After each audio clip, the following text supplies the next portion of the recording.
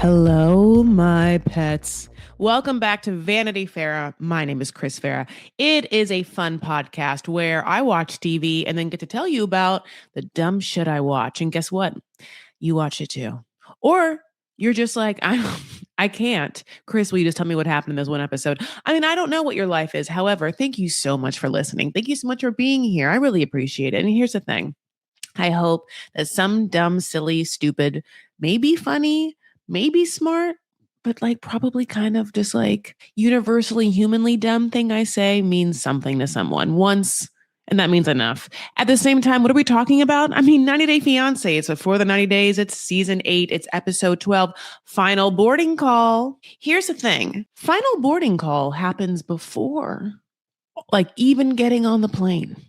So like it doesn't quite make sense to have it now.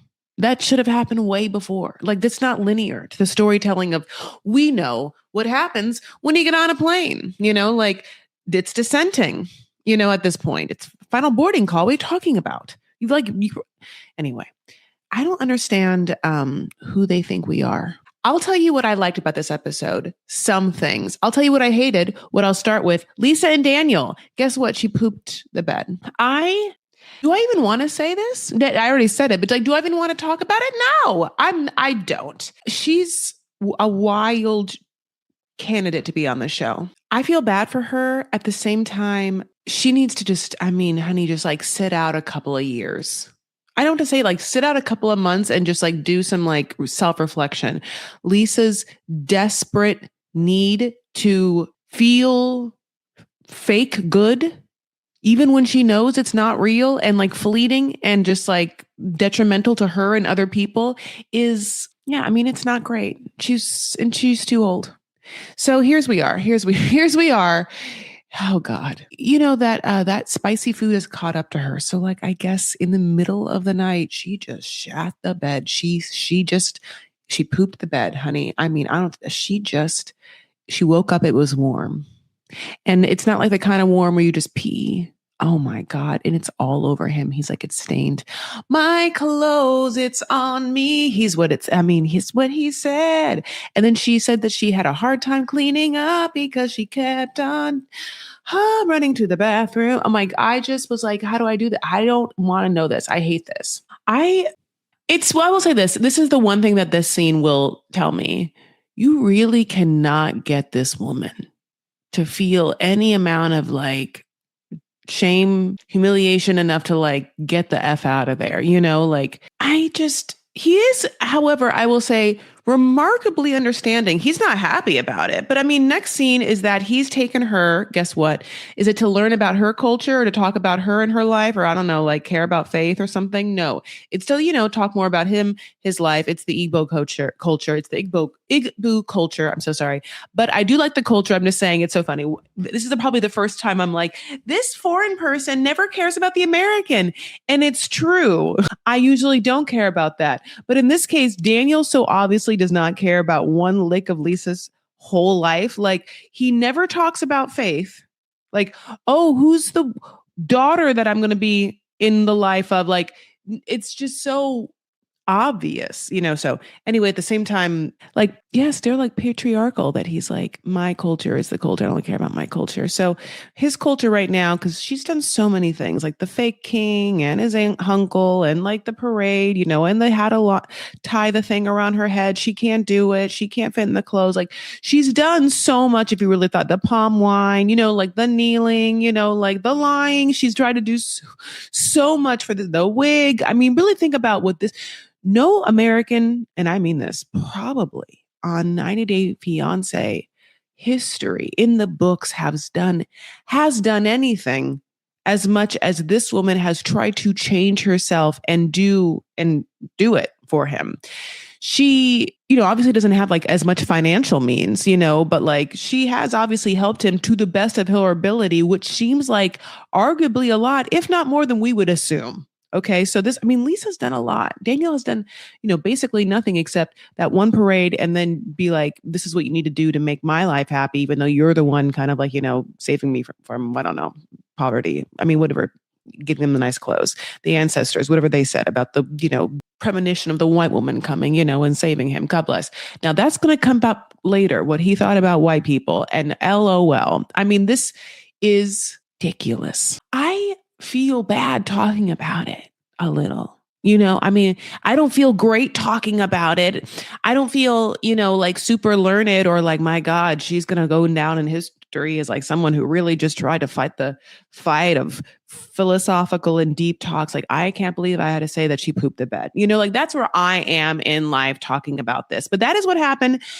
She's now making the soup. So the making the soup is the traditional soup, honey. There's like fermented beans, Sometimes fermentation is like so great, right? Like yum, like pickles. Yum. I love that kind of fermentation, sourdough bread. Couldn't be better. Cheese, and then sometimes fermentation makes things really bad, like blue cheese. It's a boundary, and too much fermentation, absolutely not. So I can imagine that sometimes things can smell. There's so many ingredients in that soup, honey. I mean, and then she makes it, and he eats it with his like hands, like it's like interesting, and he loves it. Like they do this thing, kind of like almost a sharp thing, where he tastes her soup, and he makes a face that you think for a second that he's going to be like, this is the grossest thing I have ever had. Like, who are you? Like, you think this man's going to go full like Gordon Ramsay, like spit it out and be like, how dare you?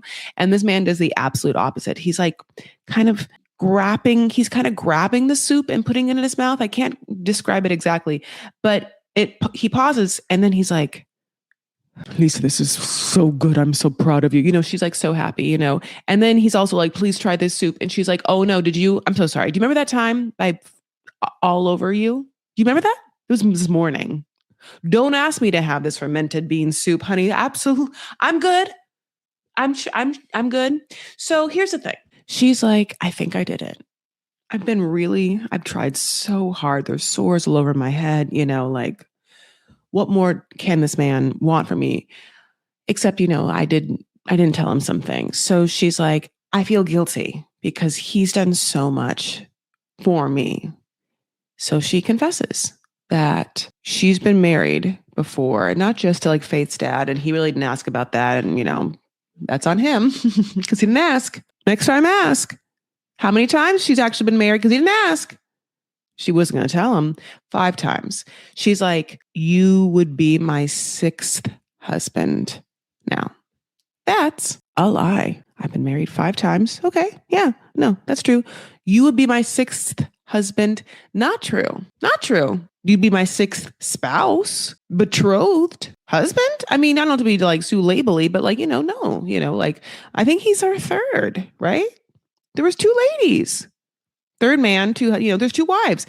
He'd be her 3rd husband after 2 wives. 2 wives removed. You're my 3rd husband, 2 wives removed from that. So, add them. I mean, and so she can't stop lying. She didn't even have to say husband. You'd be my 6th, period. She just stops it. So then my favorite part of the entire episode happens. Okay, so she starts that, right? And he's obviously upset. Like he's not handling it well, like, and she, like immediately backpedals because she's a crazy kind of manipulative person. Like she, whatever she has the also thing where she will kind of try and backpedal out of any accountability, which then pedals her into more accountability. Does that make sense? Like if you're going to tell me that you have, maybe like some neuro processing thing or neurological thing or personality disorder, whatever the F you have or whatever the God bless, I would get it, except for the fact that if you backpedal out of accountability and try to manipulate out of thinking that something is your fault when it's someone else's fault, then that only makes me feel like you're smarter and you know what you're doing. Like a lawyer, So anyway, so here we are. So she's like, well, this all happened, me just telling you now because, well, like I said, you never asked. So I just never mentioned it. Here's the thing. We were married a few months and then they ran off to be with someone else. This is where she gets kind of smart. And I couldn't locate them for quite a while. And he's listening. And I filled out divorce papers, but I'm still married. And then, this is where he takes pause because he almost was going like, if she was just like, oh, 5 marriages, you're my, 6th husband. He was like, okay, yeah, 1, 2, 3, 4, 5. That's fine. Yeah, yeah. Here's the thing. People come and go. It's not about that. It's about us now. It's about, well, you just are marrying kind then. You must be wife material. People can't stop trying to marry you is what I'm picking up on. That's probably a good sign. And then of course she's like, I'm still, figuring it out with that fifth one who's the one before you, the husband before you. And he's like, yeah, you're still married to the fifth one, and she's like, yes, but and she says, but there's so fast. This is the funniest part. Yes, but she wants to say, but there's more. I'm a lesbian, and there are a lot of lesbians involved, and it's just, like I said, you're the third husband. There's two lesbians. Like she wanted to say all that, but she couldn't, and so all we got was, but there's, oh my, I reran the but there's 1 billion times because at first I also wanted to get a shot of the captions, but obviously she says it so fast. The captions also happen really fast too. He's like, God bless. She looks like a cat that had eaten a whole ass mouse, honey. And then they caught the cat mouse's whole wiggly tail just out that mouth. Sorry, I can't talk. Out that cat's mouth, just like it's wiggling and you're just like, kitty, open your mouth. You got a mouse in there. And that's Lisa's face, honey. Just like, it's interesting. I guess, okay, here's the thing. Here's the thing. No one's perfect. And for sure, it's just that once you get so caught, like once you are just obviously, the shit's hit the fan, come on out. Like, it's interesting when people don't give up at that point because there's two things.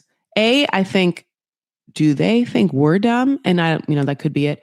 Or B, wouldn't it be easier? Is there not just a relief in just letting it go now? Just moving.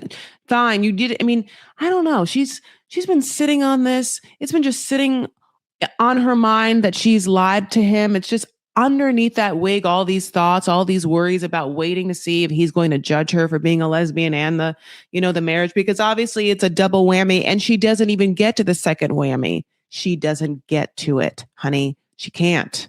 Okay. So anyway, at this point, obviously it's not great. He's like, I've been sleeping with another man's wife. And we're like, nope. Oh no, that's the problem. No, you haven't. You're good. He's so upset. He's like, I could be banished for this. You cannot sleep with another man's wife. I'm like, we're just like, oh, then here's the thing. That's fine. So the producers are kind of like, even like, hey, just so you know, like, you can be upset for like so many reasons. And we don't even know the reason you should really be upset yet. But like, we won't say that to you, but like, pick it up in her voice. In America, they are legally separated. And there's like this thing where it's like, if it's after a certain amount of time, it's kind of like a moot point. And it's been years, and he's so upset. He's just like, I can't sleep with another man's wife. And again, the producers just have to be like, I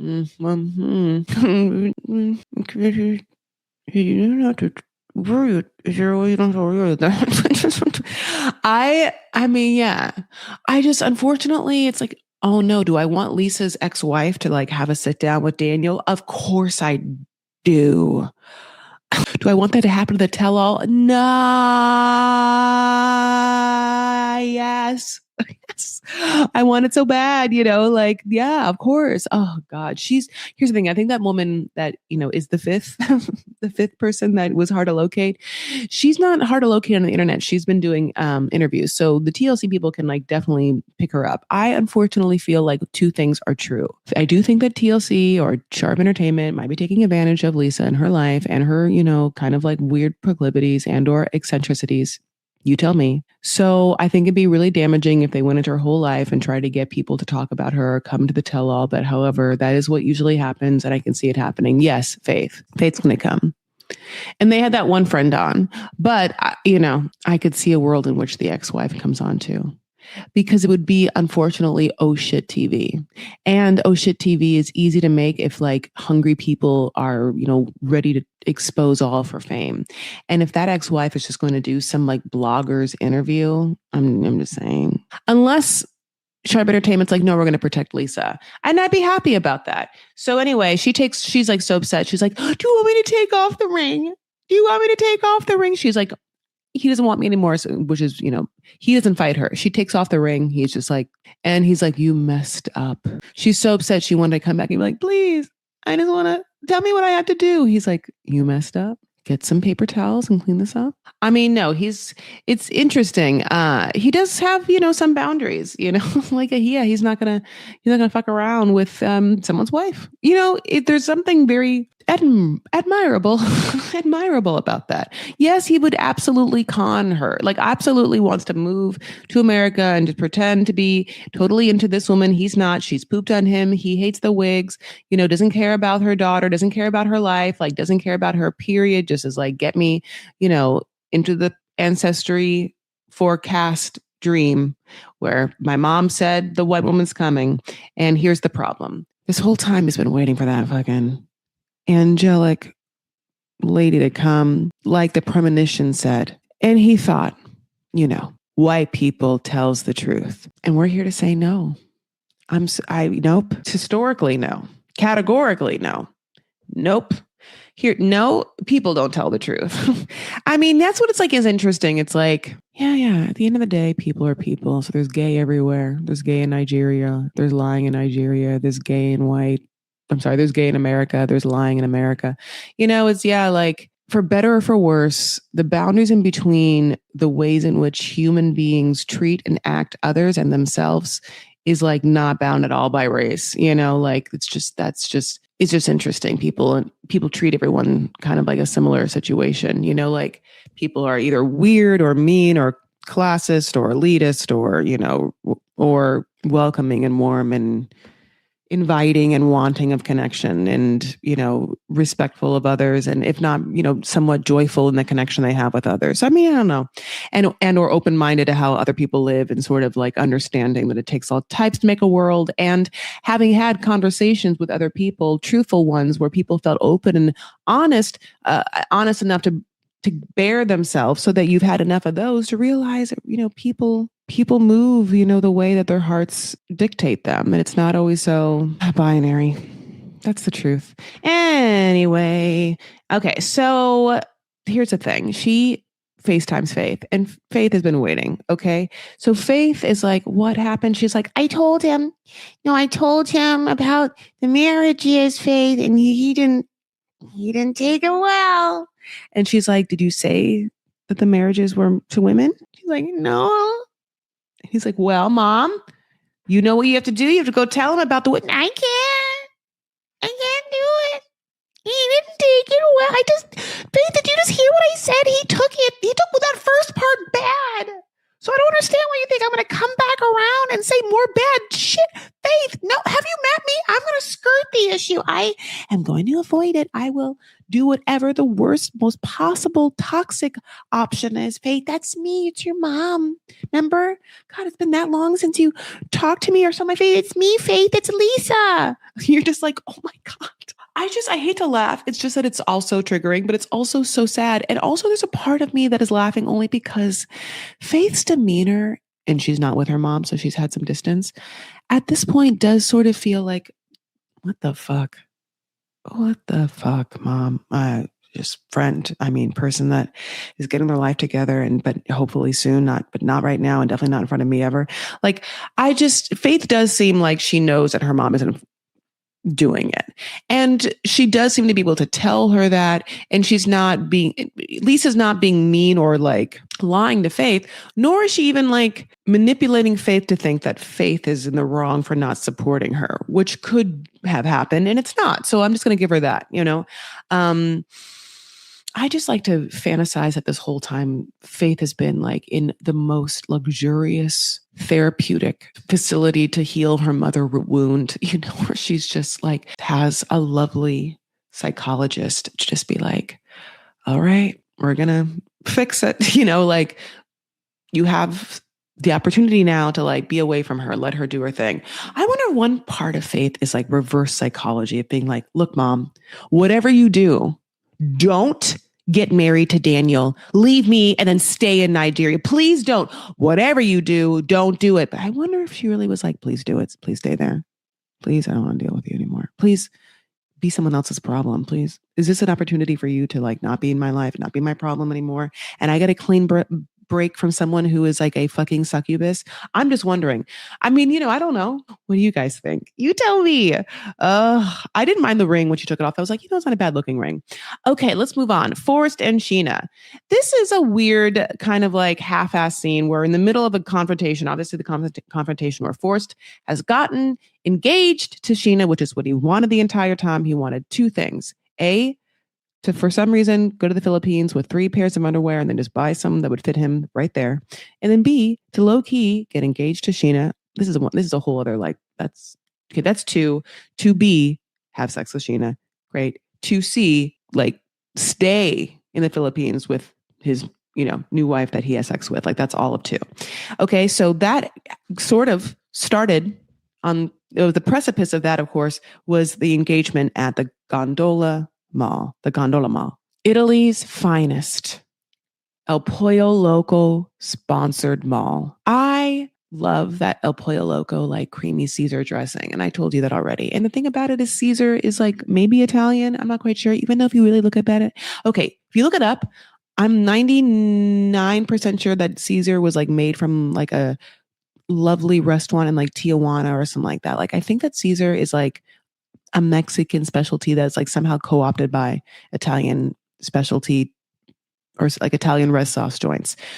I'm going to look it up, but that's what I was told. And listen, the internet and people like waiters at places couldn't possibly lie to me. Okay, so Forrest is like putting 6 toes in the sand against his mom. And here's the thing about Molly. Molly is, I said this, I was getting my hair done. And if you're on YouTube or on Patreon, you're going to get these visuals. Like on Patreon, you get the visuals real fast. So you're the first person to see my new haircut. It's my birthday haircut. And then, like 24 hours later, maybe I'll release this to YouTube or you're listening on Vanity Fair. Either way, wherever you are, please be giving your girl comments, stars, whole situation, reviews, 5 stars, if you don't mind. And whatever nice thing you want to say on Apple and Spotify. And then on YouTube, make sure you're subscribed, followed, the whole situation. All that to say, got my hair done. And I love my girl who's Casey, who's at Chris McMillan, who's been doing my hair for like so long. It's wild. And she watches the show and we were talking about how Molly isn't all bad, right? Like Molly isn't all bad. And I'll tell you why. And this is Casey. It's because Molly, for all of her toxic American, white, like mom stuff, is having the time of her life in the Philippines. She really is enjoying it. She's trying everything. She loves the fruit. She's like mean and nice to Sheena the whole time. She's like, I don't know, Forrest, how you can listen to this lying sack of a beauty. She's like, she like knows that Sheena has her shit together. She's like, the Philippines is really beautiful. There's so much history. I've never been out of my country. Wow, what a special place. I mean, these palaces are gorgeous and your place, Sheena, is really nice. Your parents are really cool. I love your parents. Thank you so much for treating Deb and I like kings and queens, like the feast on the bed. Like she laid in that hot tub. This is Molly, like soaking it in, literally, figuratively, her love of the Philippines. At the same time, she's been tasked with being the contrarian, so she has to do both. I really don't appreciate you, Forrest, trying to move to such a beautiful historical country with such nice things and such wildly delicious, ripe, interesting tasting fruits. Deb, you have anything to say? Deb's like, I love the fruit. I mean, okay, but she's mad. But right now, Molly's mad, okay? And she is mad because Forrest, was supposed to listen to every moment of her and everything, do everything she wants. And obviously he wants to get rid of her. And the best way to get rid of her is to jump from one to another. You know what I'm saying? That's how you do it in life, honey. You just like pretend, you just jump from one to another, like a little monkey, branch to branch. And so he's swinging from his mommy branch right to Sheena's branch. You don't have to live in any kind of jungle by yourself if you are swinging branch to branch. Easy that way, safe.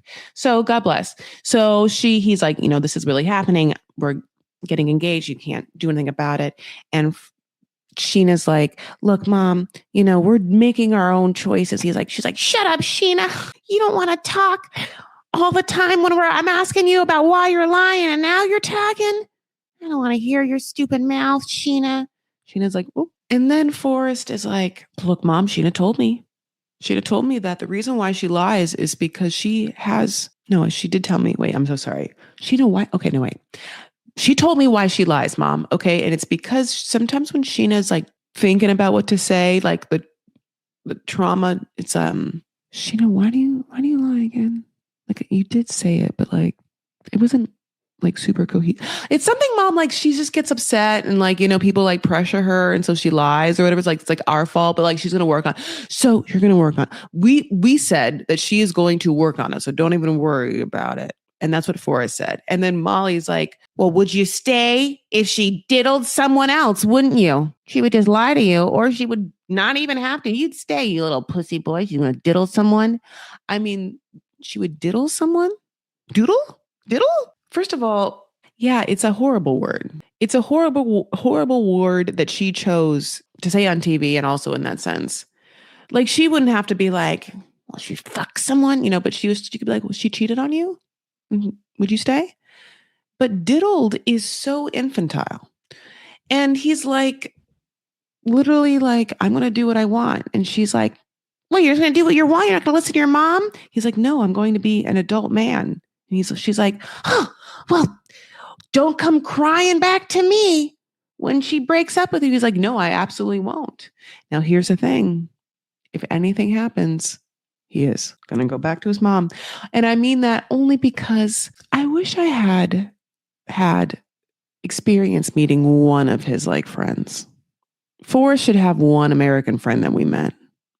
Someone that like hangs out with him, plays D&D. I don't know. Like for me to believe that he's not going to have to like hit up his mom for stuff. But because we never met that person and he went to a sex shop with who? His mom, not even Deb, not even his like male role model or whatever, but his mom, it makes me feel like if anything happened, of course the mom would be there. And here's the thing, Molly, you're going to have to be there. And I think that at some point people have to be there for loved ones. I don't know how many relationships Forrest's been in to have like massive breakups or like to be broken up with, but I'm just going to go ahead and say probably not because he's dated Sheena for like 7 years.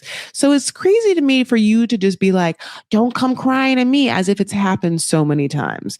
I mean, you have to allow someone to get their heart broken. You have to allow someone discomfort and pain. It's like part of the learning process. And it's painful to do that as a parent across the board, right? Like and also it's like you want to save them from that. So you want to just tell them how to avoid it and you want them to just believe you, but A, they don't, or B, what they want, their own hormones or whatnot, like supersedes your desires. And the good news is if you can lean into, oh, well, then that's what it's supposed to be and they have to learn a lesson and, this is on them, then that's great. It's hard though if you like also have the added pressure of this person is autistic or I have to like save this person. At the same time, he is fully saying I'm an adult male and he's a seasoned, male. He's huge. And, he has no money. So the thing about all of this is that if Forrest had something financial to lose, all of us would be like, yeah, Molly, I don't know. But he doesn't. Sheena has all the money. And, whoever has the gold makes the rules. And so at the same time, if Sheena wants to do whatever she wants to do with her money, which is save as much as she wants and then give away as much as she wants, or like give some to her parents or buy a new hat or, whatever she wants to do is what she should do, period. And Forrest has got to do something. Now, I don't know what Forrest is planning on doing if he's going to move to the Philippines. That's what's important to know. Like, I literally need his game plan because that feels like he's just going to be a burden on Sheena. Now, if you can tell me something that he can do, great. But it's interesting because at the same time, it doesn't feel like he had a formidable career trajectory in America either. So we would need to know what the difference is, like why this is going to work out for him in the Philippines. And also I want to know if Sheena understands that he is just a financial liability if he moves there. Like if that is what happens, is she okay with that? Like being the breadwinner for everyone, because that does save her. Then she can do whatever the fuck what she wants with her money. You really can't tell her anything, So basically he then tries to give some metaphor about rocks. Like you sometimes have to dive right in to the deep end. And then there's jagged rocks that you could kill yourself on, but you do it because that's how you get in the water. And she's like, Dev, are you hearing this? And Dev is not hearing it. Doesn't care one bit. I mean, in Dev's mind, he is just like boobies and burgers, boobies and burgers, boobies and burgers, boobies and burgers, all day long. And also that bath. So now, like, I think that also he thinks about that bath. He loves B words, bitches, boobies, burgers, baths. I mean, can I be honest? Oh no, I do too.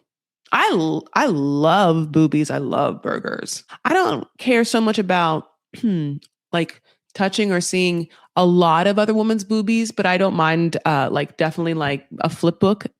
I don't mind seeing 4 sets of boobies a day. Well, that seems a lot of boobies. I don't mind seeing 2 sets of boobies a day, one mine and one someone else's, like either in a magazine or just like out and about. Like, oh, just because I liked her, be like, oh, I forgot what other pairs look like. I see mine all the time. I love mine. But then, there's just vastly different aesthetics of boobies. And I think that it's great to look at aesthetics of different things. It's why genitals. It's why I talk about enjoying naked attraction so much, because watching naked attraction is just this like reset of looking at human bodies in a way that everything has to be perfect or filtered or whatnot. Everything is just like, oh, look how many different types there are. Look what they look like. Oh yeah, people have ingrown hairs. People have like red bumps. People have, hairs. People have, all the things. There's something kind of just universally comforting about it. So anyway, moving on. So he's like, accept this proposal, Mom, or get out of our lives. And she's like, well, I guess I'm going to be in your life again. I guess I'm not going to be in that life. And they're both kind of doing this thing like, oh, you're not going to be in my life? Okay, well, then I guess you're not going to be in my life then. And then Molly's like, oh, you don't care about that? You don't care about your mommy being in your life? Of course, it's fine with you. Okay, well, then I won't be in your life. Fine. It's like, it really is back and forth like that. Dev's just like, half of me's like, Dev has to have a conversation with Sheena where he's like, he's like, Sheena, just so you know what this life is like, I need to tell you, you're going to be like me. You're not going to say shit. You're not going to have time to lie when you're in America. You're not going to be talking. Not with those two. Let's move on to a horrible situation. I mean, I want to tell you, Rick and Trish. Oh, no. Okay, so he, confessed that he cheated on her after obviously making sure she felt like an absolute cheating whore for nothing, or just having a conversation with one of her ex-boyfriend's henchmen, or who knows what, or even if but here's the thing, even if she had a relationship with her ex, it's her ex that she knows in real life from her, her country. And he, for no reason, flew out to Colombia to like hook up with someone. Okay, so God bless. She's obviously upset. And then he's like, baby, how can we make this right? Don't put this on me. How can we make this right? Bitch, go back in fucking time and not do it, is what I would say. And she's like, I don't know, but that's what I would say. And yeah, she's mad. She says, how can I trust you when you go back home to your country? And Rick says, oh, you can, because she's not in my country, period. That's what Rick says to her. That is what he answers her. How can I trust you when you go home to your home country? And Rick looks at that woman that he's and says, I can't even believe it. I'm so mad. I can't finish a sentence. He says, oh, well, she's not in my country. As if him cheating was only that woman's fault. He didn't cheat for any other reason than he had access to that sinner, that snake, that temptress. Like he was Eve. And I mean, Colombia was just like, hey, Rick. Hey, I know you're such a good guy. You wouldn't want to fuck over Trish ever, but why don't you come buy a ticket? Like, you're just like, no, he's going to fuck over you because he feels bad. He'll do whatever it takes for him to not feel bad. And the moment is what he's going to do.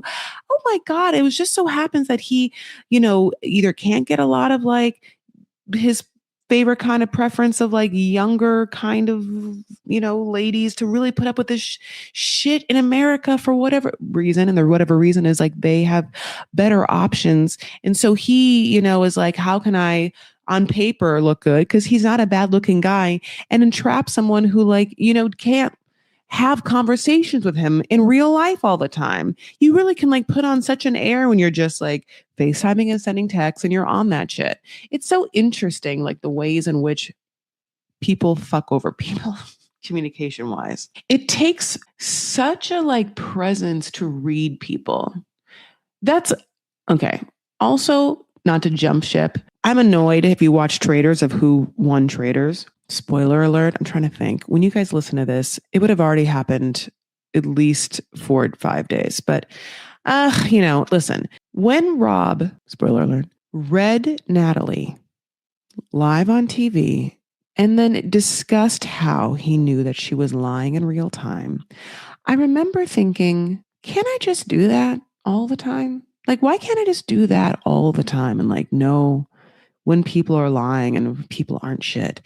And then I think, like, can you take a class on like reading people virtually? Because it's like, how can you tell if people are authentic in the way they FaceTime and stuff? Like, I think I can just by personality, but I think I'm overly critical. I think I'm just like, what's that? What's happening there? Why would he hold the angle like that?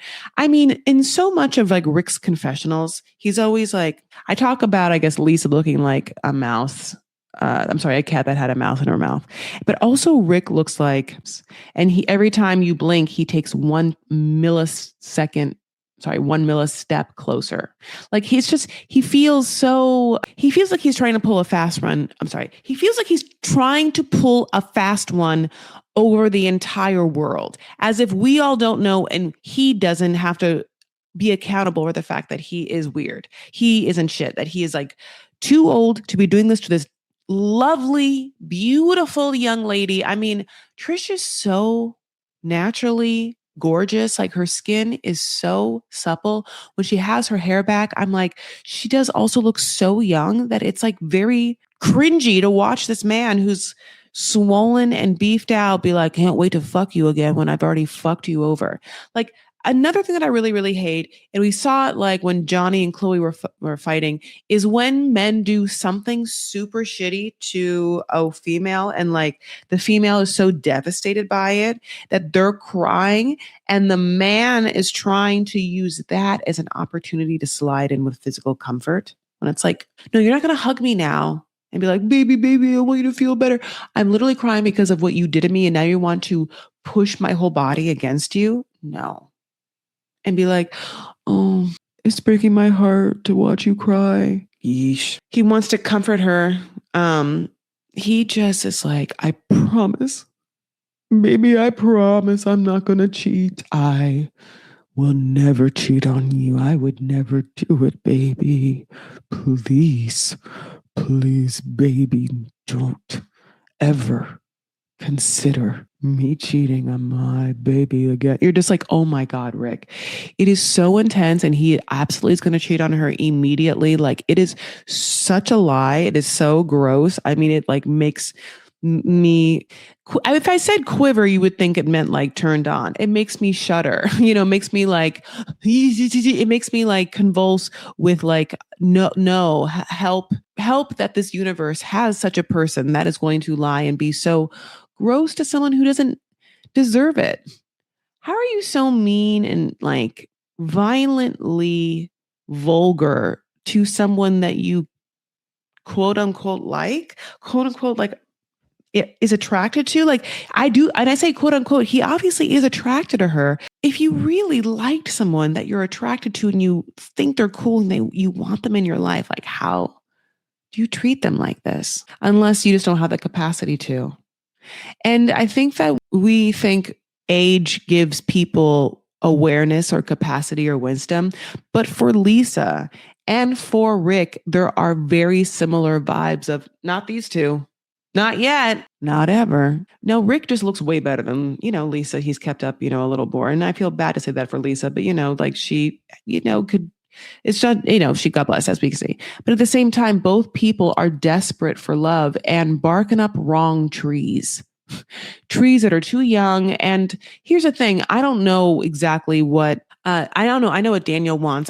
Trish, I think, is just really young. And I do think that she probably just enjoys the idea of the fantasy of what America's like. And she gets on paper someone that is physically attractive that makes her smile. I do think that she is more into him. Daniel obviously isn't into Lisa. I mean, you're not like shocked when I say that, which is why it's interesting that he draws the line when he does, because then we're like, oh, that's the shameful part. Okay. Okay. So basically Rick and Trish, then after he gets her to somewhat give him a chance, then he tries to kiss her and she's like, not yet, don't fucking touch me. They go to a fighting match where people are at fisticuffs. I mean, but there's no cuffs. They're fists, fist to fists. Fist to fists. I mean, they are fighting. They are hitting. It's a kind of hit slap. It's kind of like, it would be like, okay, it's vicious and I don't want to do it.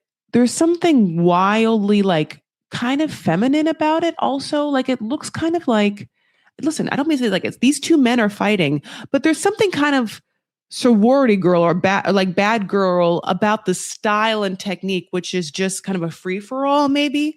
And I think that maybe if there was more hair, there'd be more hair grabbing, but it is manic looking. And just like, yeah, you have to be really fucking good at fighting. And so Trish is like, listen, for some reason, I'm okay with sleeping with you again. So you pick someone, because she offers this. If you pick the fighter that, wins, then we'll have sex tonight. And if I win with my fighter, who's whoever's left, we don't have sex. And he's like, I don't want to put my sex life in someone's hands. And she's like, well, these are my rules. And you wouldn't even have a option. He's like, okay. So he picks the tall person. The tall person wins. He's so happy. And now she has to fuck him. And she's, I think, low-key happy about it. And then he's like, so what now? She's like, off to see my daddy, the best daddy in the world. Also, you're going to have to tell my dad that you want kids. Yeah, I like the idea that he's like, I'll do whatever it takes to make it up to you, baby. Like when she's so upset. And in that moment, I want her to be like, oh, anything? Okay. Step one, buy out the fucking bathing suit store at the mall. The one I wanted when I said that you're going to buy me a bathing suit and you made a whole big ass deal about it.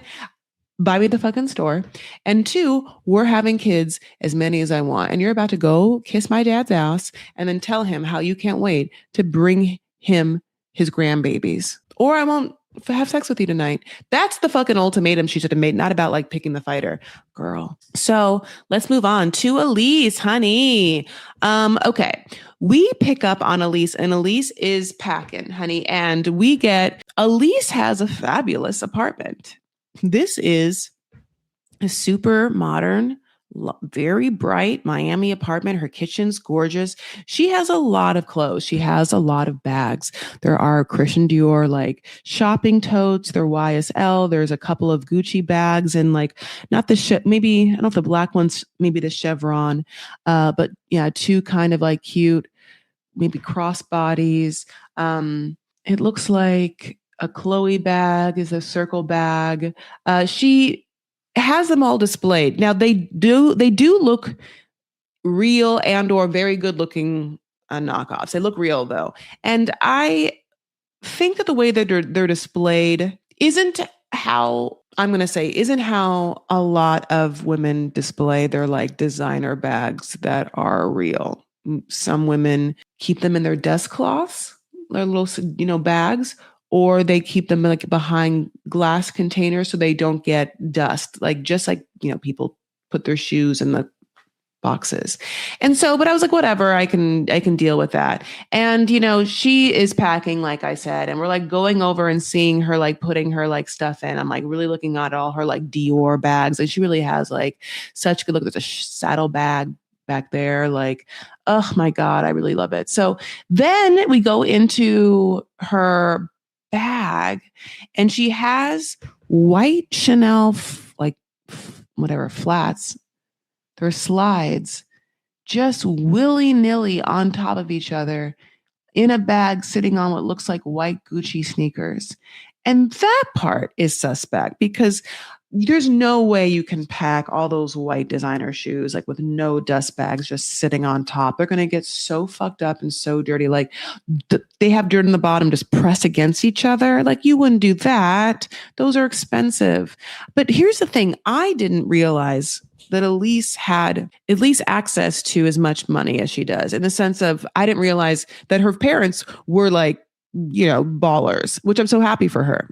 God bless. I'm so happy for anyone that has, some security in their life. But I'm just saying I didn't quite realize it. So when I'm looking at all of this, I'm like, oh, like how much is her daddy just taking care of her? Love. Or is this, like her own deal? What does she do again? Also, she does date. Are these gifts from various lovers? I would like to know. I want like full stories about each bag. But that was suspect. So basically, we know that she is on the way to meet Josh, and she gets her friend Yulia to come take her to the airport. And she tells us this crazy story, which was like recently she heard, like she literally just got this crazy text from Josh, that Josh, who we already know, told her that he lived with his mom and dad, and that for this trip, he wants to make her feel comfortable. So he's going to rent a beautiful apartment, but he cannot afford it by himself, even for the small amount of months that he is doing it, even though he lives with his parents and he's 39. And so he has to rent with with a friend. And she's been like, oh, okay. And then he's like, guess what? I am probably going to lose that job that I have. And the reason why is because it has to do like with boats, or there's boats involved in this job that I should take seriously. And I decided to take one of the boats and joyride the boat in the harbor. Okay. And we got in a fucking car accident and fucked it up because I was drinking, or what knows? What? No. I also feel like he looks older than 30, whatever 9 he is. Like no. Okay, I'm going to be honest. There is not a human on God's green earth that if I learned that information about them, having gritted my teeth with all the other information that I knew about them, like the age and whatnot, that I would get on that plane. I'd be like, oh, this is literally God, the universe, Mother Mary, the love that universally connects us all, the transcendental spirit. I mean, I don't know what you want to say. I would be like, someone up there / all around us loves me to protect me and to make sure I know not to get on that goddamn plane, not to waste my time, honey, with someone who does not have it. It's hard because I think that it's hard to find love, and it's hard not to be judgmental on people. You want to have an openness. You want to be flexible, and you want to go with the flow, and not have your guard up, keep your perceptions open. You want that because I think that people move differently and you might miss something, but at the same time, that's so Peter Pan-y. That is so someone who doesn't take real life seriously, who doesn't care about anything, who certainly doesn't care about their job or other people's property. Also, maybe again has an alcohol problem, or wants to be cool in front of their friends, or was trying to impress someone. And then I would ask who. Anyway, all these questions. So at the airport, there's momentary drama with her visa getting denied, but that's not really here nor there. We find out, has his friend Chris, honey, and they're living it up in Australia, in Sydney, and they're like two guys that are cute and probably just drown in Australian crikey all day long. You know what I mean? And they're like, you know what we're going to do? We're going to pick up some snacks for our girl Elise. She gave me a whole list. We love fucking goldfish, number one.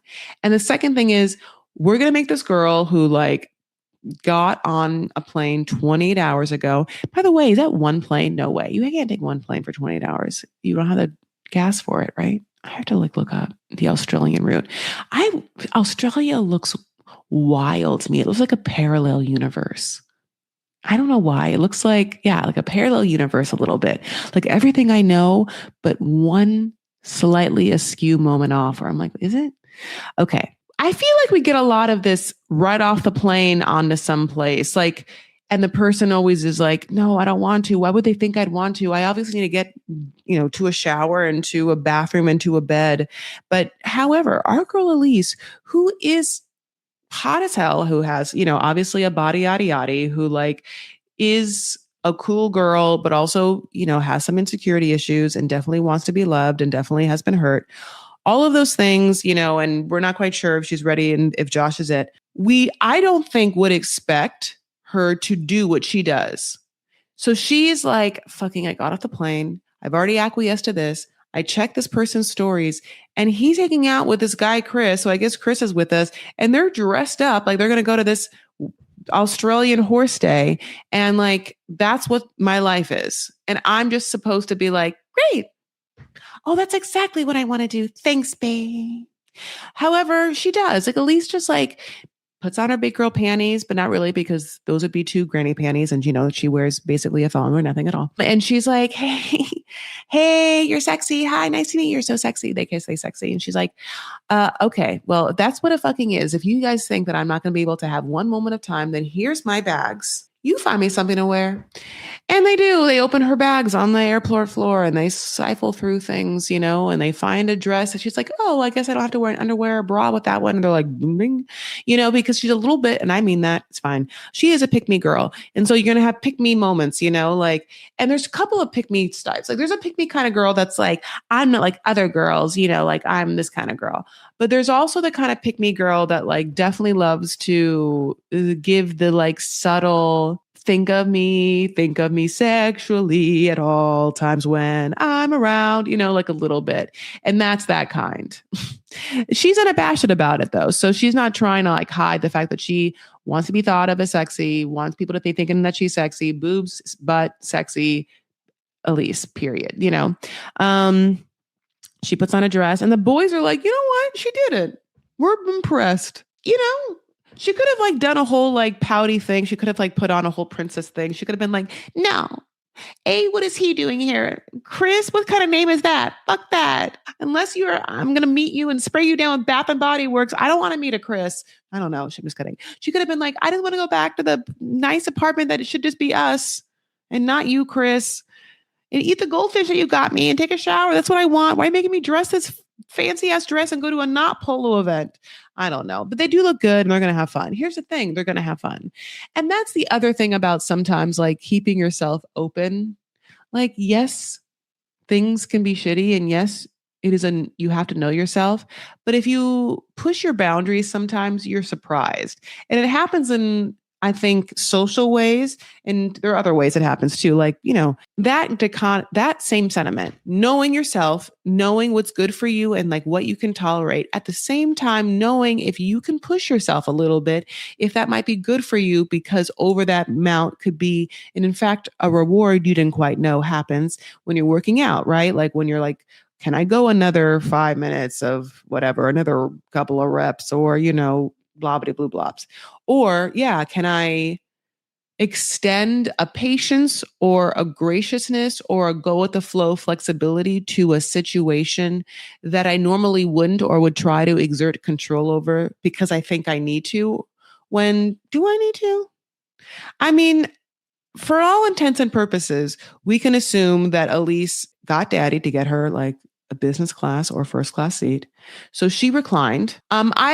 She wore that same two-piece the whole time. I was surprised. Only because I was like, how did you only travel in that skinny ass, thin ass two-piece? How I travel, I feel like when I say a lot, frequently, but not super long periods all the time. I've never been to Australia and I've never been to Asia. So my longest trips are the Europe trips of 10 hours at a time, whatever. Which is not that even that much. But yeah, for me, I don't do it that much, all I'm saying. But at the same time, I think it's kind of a crazy travel outfit to wear a matching two-piece aloe set. It's just too thin. You don't have enough friction and cushioning between you and the seat and the warmth you need for a comfortable 28-hour airplane. Don't you want that with sweats over it and multiple layers? I don't know. Or she's just I want to look hot all the time.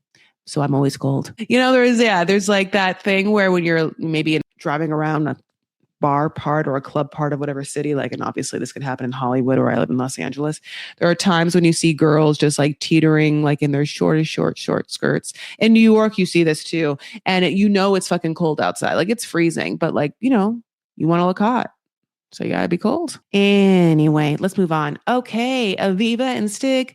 Okay, so listen, spring has sprung and she's done her first round, and this is where it was kind of confusing, was just at Stig. I'm going to tell you all this shit. I'm not going to tell my own niece all this stuff. I'm going to tell you with Corinne, my niece. Sorry. She has, Corinne is her kind of like fake niece. And then, I think Corinne might be, oh, sorry. Corinne is her niece by marriage, but also she's no longer married to that person, but obviously they're now friends. And then Aviva is, I think, her real niece. That's why I said like her biological niece. So Stig's dad's going to meet up with all of them. And Stig's dad is, we're going to find out, very good looking, looks just like Stig. And Stig wants to have a great day with Aviva and get over the fact that Spring told him that he's been caught with this other woman or whatever. And he told Aviva, and Aviva was like, what? I don't know if I should believe you. I'm going to go hang out with Aunt Spring. And so, yeah, she goes to hang out with Aunt Spring, but not before ordering extra strong mojitos. Ugh, minty. So they all meet. It's her, Corinne, Spring, Aviva, in like floral. And then they decide to call Corinne's friend and being like, what's happening? So I have this text. And basically they're like, okay, did you have sex with Stig? She's like, yes. She's like, when? A month ago. Okay. And then do you guys still talk? Yes. And then that girl's like, and we do have an upcoming trip. And they're like, to where? To San Pedro at the end of the month from Friday to Saturday. So it's interesting the way we do have an upcoming trip. It's like you're going on vacation together, you're meeting up somewhere. And it's just an interesting way to say it. So they tell that to Aviva. She's pissed, obviously. And then now they have to go hang out with his dad and Spring, and they all meet up. Now Spring and the dad, are on one side. And basically it's super awkward because it's like set up by the producers. And Spring's like, well, it's nice to meet you, Stig's dad. And I don't want to really bring it up, but your son's a whole ass liar. And Stig's dad's like, oh, I know. Stig is drama. No, I know. He doesn't like one lady. He likes them all. And Stig is kind of like, well, maybe I did, hook up with someone the month before because you haven't even been here yet. I didn't know I was going to be like so into her or whatever. But he doesn't say it's this girl. He very much keeps it being like this girl is a fan. And also even Stig's dad's like, why didn't this girl, I don't know, show us the text messages of the upcoming planned vacation? Like, how'd you plan that vacation you're coming up? Like, because it does seem like she's just planned to come up and see his concert in San Pedro or whatever with her friend, because it's not hard to screenshot like, hey, babe, do you want to meet me at the Hotel Bloobity Bloops, December blobbity bloop for blobbity bloop, and obviously she doesn't have that. So the other part of this story is Spring being like, I know how to make good TV. A, my hairpiece. You're welcome. B, hey, girl, hey, when Aviva comes up. Remember how we had extra strong mojitos? You haven't tasted anything yet, too. Hold this.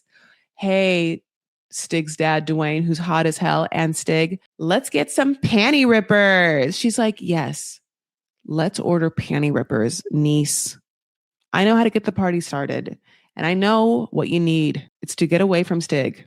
Also, panty rippers, which feels like it's not conducive to those things. She is going to get her panties ripped later tonight with Stig. I mean, I think Spring knows what's up. I also feel like Spring knows that there is a suspect in this woman's story of being with Stig. But I kind of feel like Spring's like, even if it's not true, I want you to think that I will come for you. You just happen to have gotten away with this one, but you better not fucking do it again. I can't wait to bring you down. I will. I'll do whatever it takes. I have foot soldiers, So that basically is the end of the episode. I really enjoyed like some of the dumbest moments. But first, it was so good. Oh my God. I love that. What is a panty ripper? Okay. I gotta look it up. Obviously, I know what an extra strong mojito is. Panty ripper. I'm assuming there's rum in it. Okay. It looks just like a Mai Tai without like the dark rum. Oh, okay. Oh, well, I didn't even read it yet. And it's, oh my God, it is. Okay. It first of all sounds so good. And it kind of is a Mai Tai. It's a popular sweet tropical Belizean cocktail made with coconut rum, pineapple juice, and a splash of grenadine, often garnished with a cherry and a pineapple slice. That sounds so good. Oh, good. Perfect for hot weather and is sometimes considered a woman's drink. That's why I like it. You could like water it down with some like just lime juice or like some soda water. But I mean, yeah, that's like it's kind of like a Mai Tai with less alcohol or less different kinds of rums and cherry or grenadine. I love those like Lucardo cherries or like the cherries from those fancy Italian cherries as opposed to the maraschino cherries. Oh my God. I want that. I want that cocktail. That sounds great. Again, maybe made not as sweet by some way. Okay, my loves. Thank you so much for listening. Thank you so much for being on this wild journey before the 90-day journey with me. However, as you know, we have many journeys to go on together. This is just one. We have many battles to fight together in the war of entertainment. We're obviously totally watching Single Life, so that's happening as well. Did you guys listen to my America's Next Top Model episode? It was so fun. Yeah, a lot of fun things happening. Traders happened. Can you believe it? Other than that, my babes, I really appreciate you spending your heart energy and your ear energy with me. I really do. I know I say that a lot, but it's just like, that someone would be like, I'm going to listen to this bitch talk for an hour and 7 minutes. It fills my heart with like a warmth, I really appreciate it. And I don't know. I wish at some point, I hope I can make something up for someone. So, it's a goal. Other than that though, let me tell you, you can follow me. Of course, I'm at Chris O'Farah on TikTok, on Instagram. I'm on Patreon. I'm on Substack. It's my birthday this week. It's my whole ass fucking birthday this week. It's, been a great start to the year, a bunch of brand new, beautiful energy, some great like lessons, some great growth, just like getting shit out and getting new, just like vibes and spirit in. I'm just like overwhelmed with feeling hope and also peace. So I really hope that other people are feeling that too, because definitely universally and like nationally, none of that is being offered. So I think that if you can find it and if you can find it for yourself, God bless it, and I just toggle back and forth between feeling incredibly lucky and privileged and also being like, wow, my God, my heart goes out to everyone that's experiencing fucking violence from war, the war that America's putting on and like the war that like, Israel and fucking fighting and like the war that Iran is like funded and like, God bless everyone that has to deal with powers just politically moving in this earth planet and then just wreaking havoc on just normal citizens. So there's both. There's both. My God, there's both. So having said that, thank you for this experience. We're going to breathe and then we're going to send each other on our merry way. But you can give me my happy birthday gift by engaging with me in any of the following ways. Please give me a review when you listen to a podcast. Please follow me on social medias, all of them. Follow me in every one of them and engage and share and comment if you can. I would really appreciate it. And it's my birthday. Did I mention that? It's also my dad's birthday too, because we're both fucking Pisces and his birthday is March 4th and he's turning 75 and I had to plan his whole birthday and I'm happy about it. And then 3 days later, my birthday, March 7th, which is hopefully going to work out. It's on the back burner. All right, 2 breaths. Let's get it out. For you, for me, for this world, for peace, for love, 2 breaths. Everything I said is now in the past, and we're going to bring ourselves into this present moment. We're not going to think about the future. Somehow we're going to just be together for some reason. We're just going to decide to categorically be present here now. Okay? If you don't mind. The sound of my voice helping you or your own breath, some sort of sensory moment where you can feel yourself in space, feet on the ground where you're sitting. The sound of the room itself kind of brings you into the present moment. So let's do it. That feels so good. All right, my babes, take care of yourselves and one another. Stand up for what you believe, make art and change your sheets. Okay, babes.